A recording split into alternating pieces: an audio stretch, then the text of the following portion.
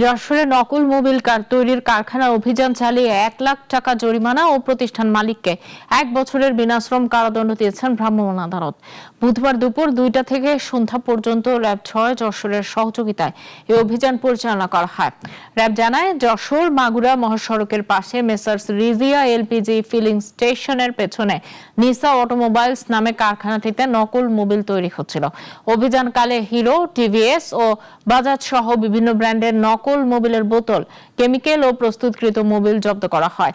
পরে প্রতিষ্ঠান মালিক ইলিয়াস হোসেনকে গ্রেফতার করে ভ্রাম্যমাণ আদালত এই সাজা দেন।